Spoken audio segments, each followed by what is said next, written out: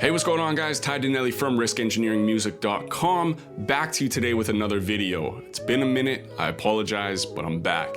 Today, we're talking about something that I personally love, and I'm sure you guys love it too.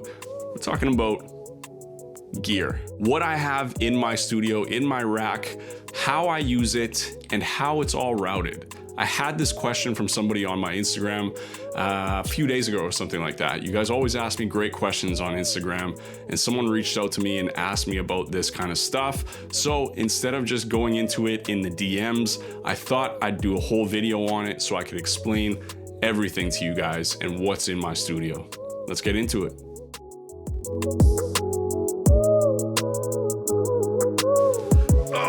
What's going on, guys? Don't mind me, I'm just setting up on the floor here. This was kind of the best option angle that I had to get myself in the gear to explain things and just to get the whole rack in as well. So I'm chilling, it's all good. Not the most comfortable, but hey, do me a favor and like and subscribe this. I'm going through some pain here for you guys. But anyways, let's get into my rack. So first things first, the rack itself is a wood 12U unit. I had this custom made by somebody here in Toronto. When I was looking online for different units, I was just kind of either having a size issue or just an aesthetic issue where it just didn't go with the look of my space, the look of my desk, the look of my room. But yeah, so I've got 12 U's of space. So right at the top, I'm just gonna quickly go through things and then we'll go into detail about them after, okay? So right at the top here, I've got the Furman power conditioner. This is the one with the lights in it, so you can pull those out, shine down on your gear. It's good at night to have that. After that, I've got my Apollo X8 interface. All my gear is running through this, whether it's hardwired to use as inserts within Pro Tools, or it's something that's just kind of patched in to record. Some things I've got kind of set up so I can easily swap them out if I'm using them to record an artist with, so that's something to think about as well. After that, I've got my SSL Fusion, and then following that, I've got my Stam Audio bus compressor. After that, another bus compressor. This is Audioscapes. I love both of these for different reasons. We'll get into why I have two. I get that question asked a lot. From there, we've got my 500 series unit. This is just a 3-slot radial rack. I'm going to be replacing that shortly. I'm just trying to figure out what I want to do because as you can see on the top here, I've got a couple other 500 series units that don't have a home right now. So I'm gonna be figuring that out shortly. So within that 3-slot rack right now, I've got two Rupert Neve 542 tape emulators, and then I've got a AMS Neve 1073 preamp. And then I should mention those above. I've got the Moog Audio EQ4 and an API 512C preamp. After that, we've got my Universal Audio 1176 compressor. And then right after that, at the end of my rack, we've got the Audioscape Optocomp, which is like the LA2A. So that is a quick rundown of everything that's here. Now let's get into what it does, why I have it, and how it's routed. Okay, so first things first, the Furman power conditioner. If you don't know what the Furman power conditioner is, or just a power conditioner in general, I highly recommend looking it up, but I'll just give you a quick overall rundown of it.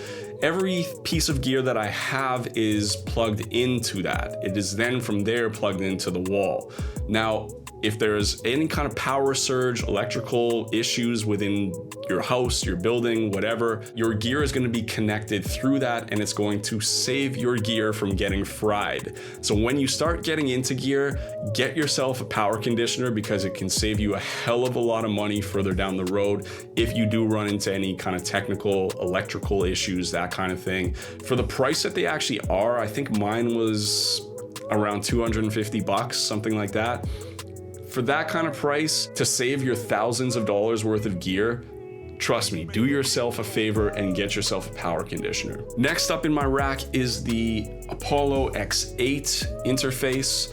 I started out with just the Apollo Twin, the Twin X, and then kind of upgraded to this. I've still got the Twin, it's just sitting on top of my desk, kind of being more used as a monitor control now, but I needed more ins and outs when I started getting into gear pretty heavy. So That's the X8. I love it. Good conversion. Pretty typical standard thing in the industry. Next up, we have the SSL Fusion.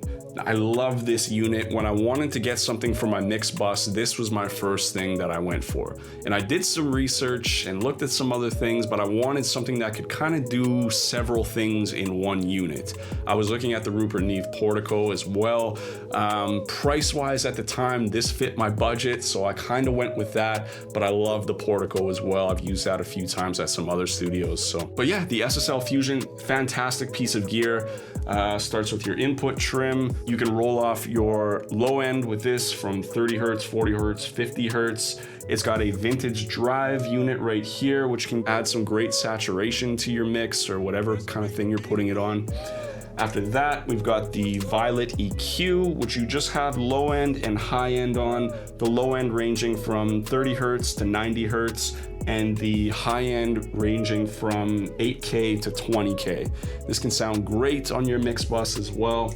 After that, we've got the high frequency compressor. This can really kind of tame your high end on a track to really just kind of soothe things out a little bit. If you're finding things a little too harsh, a little too bright, it's great. After that, you've got the stereo imager, which can add a nice space to your mix, add a bit of depth. I don't even know the circuitry behind it, but it's fantastic. I use it a lot on my mix bus, kind of right at the end when I'm just kind of cleaning things up or wanting to space things out a bit. The magic that thing does, fantastic. And then right at the end, it's also got the transformer button you can press right there, which just adds some nice harmonics to the mix right at the end. And then you've got your output trim as well. There's some other stuff as well. I won't get into the secret of the Fusion. I'm sure you guys probably know that. There's a bunch of videos on it, but yes, I know of it, so don't hit the comments saying, did you know about this? Because yes, I do. But anyways, after that, we've got the Stam Audio bus compressor. This is the 4000 MK3 by them. And shout out to Stam, they actually sent me that unit because they just wanted something in my rack. I'm super appreciative to them for that. Shout out to Joshua, if you're watching, thank you, brother, I appreciate it. Stam Audio, their bus compressor is fantastic. I can't stress that enough. Shout out to Stam. They've got some great features from the original kind of SSL, and then they've got some things that they added that, in my opinion, make it even better than the original. They've got things like you can change from the E series to the G series. They've got a mix blend you can add in, and I've also got on this a transformer option, which Stam threw into this unit, which kind of adds the Neve characteristics of a transformer. So that's really cool. You can add some nice depth and just kind of warmth to your mix by adding that in. There's some other stuff on that as well. I won't go too in depth, but just know that it's a fantastic piece of gear. I use it on pretty much every mix that I want to incorporate hardware on. After that, we've got my Audioscape bus compressor. And now I get this question a lot, Ty, why do you have two different bus compressors? The reason mainly is I bought the Audioscape first, and after that, Stam reached out and wanted to send me this. So that's the main reason why I have two. But I've found that I like to use them differently. A lot of times I like to use the Stam bus compressor on my kind of mix bus, just taking care of the whole track. Whereas the Audioscape, I found a lot of times I like to use it on individual things, like my drum bus, for instance. I have it on that quite a bit to just kind of tame that, add a nice little bit of grit and punch to my drums, and then the Stam is just covering everything. So both great units. I use them for different things. If you're asking me which one is better, I don't really have an opinion on it. They're both good in different reasons. The Audioscape is more based on the original SSL, and the Stam, they kind of added some things into it to make it a little more enhanced. So I've got that. Then we've got my 500 series unit where I've got my main vocal preamp, the Neve 1073 500 series unit. I love this thing. Sounds good on damn near any vocal that I run it through. So yeah, that's my main preamp of choice. I've also got the API 512C if I want it as well. Both completely different sounds. Both have a time and place, but for the most part, I usually pull towards my 1073. After that, I've got my most recent purchase, and that is the Rupert Neve 542s. These are tape emulators that add fantastic saturation, great depth to anything. I have them on my mix bus pretty much all the time now. They've got the classic Rupert Neve silk feature as well. As you can see here, you can go red or you can do their blue and dial in as much of it as you want. Then these kind of things right here deal with the actual tape sound that you get. So when activated, you can dial in how much saturation you want and then dial in the amount of it that you want. So it's nice, you can either fully crank them and then just turn up the mix blend just a little bit, or if you want that really colorful, you can blast the hell out of it. Whatever you want, there's a time and place for both. A lot of the times I'll use it very subtly, to be totally honest. I find a lot goes a long way, even if I have it just kind of, I've found that this is kind of a good position right here, where you've got everything kind of just at almost like a quarter, maybe a little bit less. So that's what I have in the 500 series unit right now. But then I've also got up here, like I said, the Moog Audio EQ4. I love this EQ. I put it on vocals a lot of the times in the mix when I'm working on a vocal. If I want that like nice airy kind of sound, trust me, that's the unit to go with. The airband that they put in these units is fantastic. Obviously the other bands are great too, but most of the times when I'm using that unit, I'm using it for the airband just to add a little airiness into my vocal. And then like I said, I've got the API 512C preamp as well, which is just a secondary preamp if I want a different kind of color, different texture on a vocal or a guitar. That's what I'm kind of using it for. So again, I will have another kind of 500 series rack system shortly. I'm just trying to figure out what I want to do. If I want to have a desktop kind of thing, or if I want to build another rack and put it in there. I'm not quite sure yet. That's why they're just kind of up there in the meantime. Next up, I've got my Universal Audio 1176 compressor. Classic. You guys know all about this. I don't have to say too much. Fantastic on vocals. That's my primary use for it. I've usually got that on when I'm recording vocals. I'll use it as an insert sometimes, but for the most part, I like to record with the 1176 going into Pro Tools. So that's kind of what I've got it set up as right now. And that's being sent straight from my 1176 my 1073 into the 1176 and then into the Apollo X8 into the system.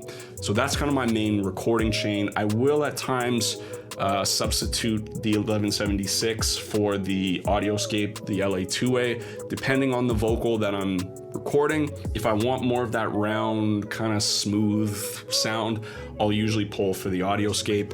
But these days, I'm usually using the 1176 when I'm recording vocals, and then using the Audioscape compressor in the box, or not in the box, but as an insert in Pro Tools. I'll send my vocal out to it, get a nice smooth rolled off sound from it, and then it's going back into the computer. Now that's kind of everything I have and what I use it for. Now another question I've had recently is how it's all kind of connected. And I don't want to go through the back of it because that would be such a nightmare for me to do, but just know that I've kind of got things chained in a certain way. So most times when I'm using the Fusion and the Stam Audio, I'm using it on my mix bus in Pro Tools. So I've got those things actually chained together. I've got the Stam Audio first in the chain, so I'll set my compression how I want, and then it's going directly into the SSL, and I'll kind of tweak things on that how I want, okay? After that, my Audioscape right now, I don't actually think it's plugged into anything at the moment. I think I needed the space at the back with some inputs and outputs, so I'm pretty sure I don't have that set up right now. I could be wrong, but again, when I do have it set up, it's typically on my drum bus, so there's 2 ins and outs dedicated to that as well. So keep in mind, the Fusion and the Stam together are only taking up 2 ins and outs in the back. I don't need 4 for each of those, right? Or 2 for each of those, so 4 in total. Because they're chained together, the stem again feeds right into the Fusion. So it's only taking up 2 ins and outs. The Audioscape is also taking up 2 ins and outs. That's another stereo piece of gear. And then after that, I've got the Rupert Neve 542s, the tape emulators are also a stereo piece. So I've got those set up on my mix bus as well, but I've got those set up just as individual inserts. They're not patched through anything else like the Audioscape or like the STAM and the SSLR. They're just on individual ins and outs. So I can use them as I need, or I can use them as mono units as well. The Neve 1073, like I said earlier, is feeding into the 1176 compressor. This is my main vocal chain when I'm recording. Sometimes in the past, I've also incorporated the Moog EQ4 into the chain going into Pro Tools if I want. Sometimes I'll get a little airband action going just to kind of, you know, get that air in a vocal if I want, but I'm usually pretty careful with it. I don't like overdoing things going in, so lately I haven't really been using that for recording. It's more of a insert when I'm mixing. But anyways, that's kind of my chain going in for recording. And like I said, sometimes I'll swap out the compressors if I want a different sound, but as of right now, I've got the Audioscape just patched in to use as an insert in Pro Tools as well. For when I'm mixing, I can just run my vocals or whatever through that and just go right back into the system. So that's kind of how I've got things set up.